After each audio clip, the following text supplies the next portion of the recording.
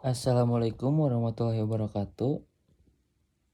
Perkenalkan, nama saya Alpan Geopadra dari kelas IK 23D. NIM saya 230211064. Di sini saya akan menjelaskan tentang bab 6, pengarahan dan pengembangan komunikasi organisasi. Langsung saja, pengertian. Actuating, pengarahan atau penggerakan merupakan fungsi manajemen yang paling utama. Actuating adalah usaha menggerakkan seluruh orang yang terkait untuk bersama-sama melaksanakan program kegiatan sesuai dengan bidang masing-masing. Actuating merupakan fungsi yang paling fundamental dalam manajemen. Yang kedua, ada ciri-ciri penggerakan. Pertama, upaya yang berlandaskan pengetahuan tentang kepemimpinan yang baik. Kedua, mengacu pada perencanaan yang telah dibuat. Ketiga, adanya kemampuan untuk memimpin semua anggota organisasi. Keempat, semua kegiatan organisasi diatur dengan baik. Kelima, pemberian bimbingan motivasi dan pengarahan yang baik. Yang keempat, ada unsur manusia dalam penggerakan. Unsur utama manusia dalam penggerakan adalah manajer. Manajer bertugas untuk memotivasi, membimbing, dan mengarahkan para bawahannya agar bekerja dengan efektif dan efisien dalam menjalankan tugas yang telah direncanakan dan ditentukan sebelumnya. Yang keempat, ada fungsi dan peran actuating. Pertama, melakukan pengarahan, commanding, bimbingan, directing, dan communication. Yang kedua, pengarahan dan bimbingan merupakan kegiatan menciptakan, memelihara, menjaga dan mempertahankan dan memajukan organisasi melalui setiap personel baik secara struktur maupun fungsional. Yang ketiga, penggerakan atau actuating merupakan upaya menjadikan perencanaan menjadi kenyataan. Yang kelima, ada actuating atau penggerakan dalam komunikasi. Membangkitkan dan mendorong semua anggota kelompok agar berusaha dengan keras untuk mencapai tujuan dengan ikhlas serta serasi dengan perencanaan dan usaha-usaha perorganisasian dari pihak pimpinan. Oleh karena itu, tercapainya tujuan bukan hanya bergantung pada penggerakan dan pengawasan. Yang keenam, ada konsep motivasi dalam organisasi. Pengertian komunikasi.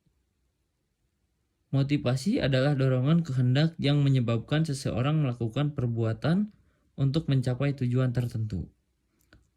Motivasi berasal dari kata notif, yang berarti dorongan, rangsangan atau daya penggerak yang ada dalam diri seseorang. Yang ketujuh, jenis motivasi.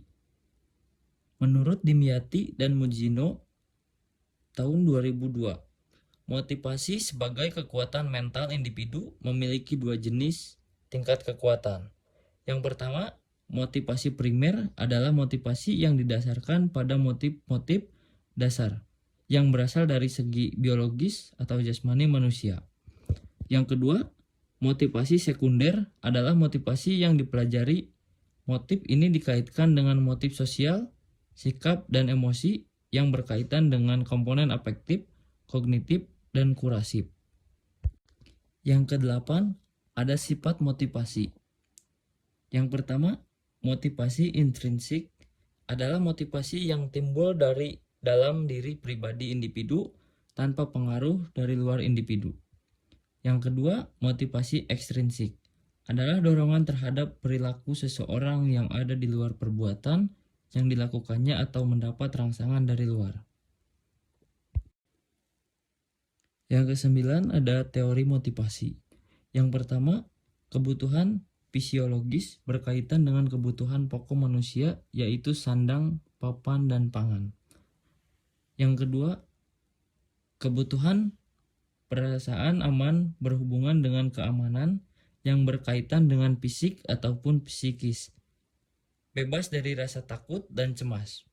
Yang ketiga, kebutuhan sosial adalah diterima di lingkungan orang lain, yaitu pemilikan harga diri, kesempatan untuk maju. Yang keempat, kebutuhan penghargaan usaha menumbuhkan jati diri. Yang kelima, kebutuhan untuk aktualisasi adalah kebutuhan individu menjadi sesuatu yang sesuai dengan kemampuannya. Yang ke-10 ada ciri-ciri motivasi. Pertama, tekun menghadapi tugas. Yang kedua, ulet menghadapi kesulitan, tidak putus asa. Yang ketiga, menunjukkan minat terhadap masalah. Yang keempat, lebih senang kerja mandiri. Yang kelima, tidak cepat bosan terhadap tugas-tugas yang rutin. Yang keenam, dapat mempertahankan pendapatnya.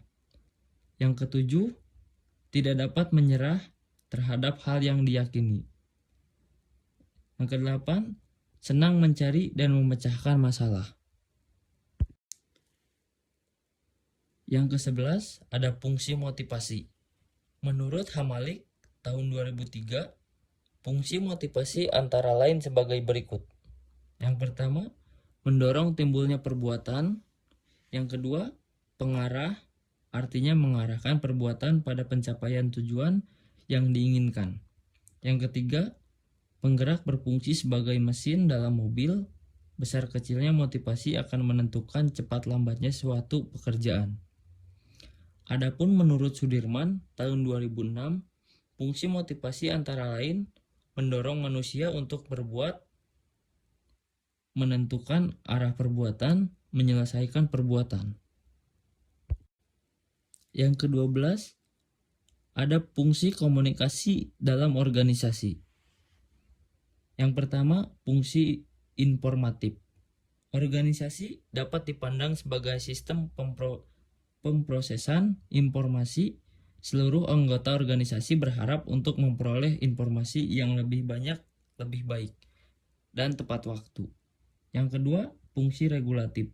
Berkaitan dengan peraturan yang berlaku dalam suatu organisasi. Pada lembaga atau organisasi ada dua hal yang berpengaruh terhadap fungsi regulatif, yaitu atasan atau orang-orang yang berada dalam tataran manajemen yang memiliki kewenangan untuk mengendalikan semua informasi yang disampaikan. Fungsi persuasif. Dalam mengatur suatu organisasi, kekuasaan dan kewenangan tidak akan selalu membawa hasil yang diharapkan. Dengan kenyataan ini, banyak pimpinan yang lebih suka untuk mempersuasi bawahannya daripada memberi perintah. Fungsi integratif.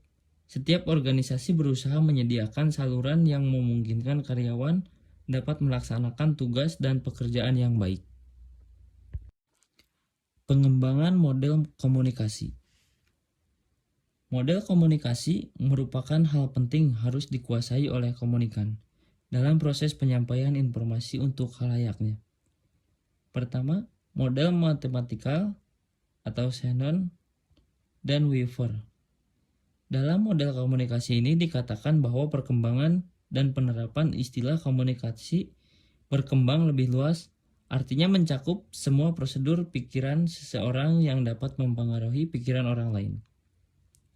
Yang kedua, model sirkular, Osgood dan Scrum. Model komunikasi ini, alur komunikasinya bersifat timbal balik atau berbalik arah. Artinya dalam salah satu sisi menjadi kode informasi ketika encoder yang menyampaikan informasi akan menjadi decoder, penerima informasi. Jika decoder pertama telah menginterpretasikan, menafsirkan pesan dan encoder pertama. Model helical dance.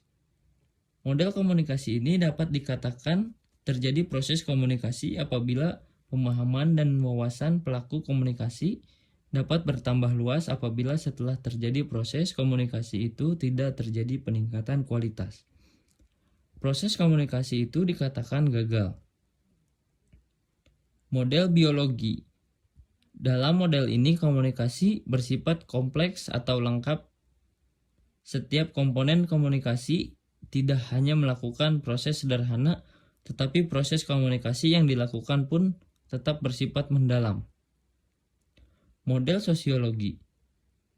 Stephen Epstein dalam Anne Arundel, Community College and the Society for Applied Sociology, tahun 2002.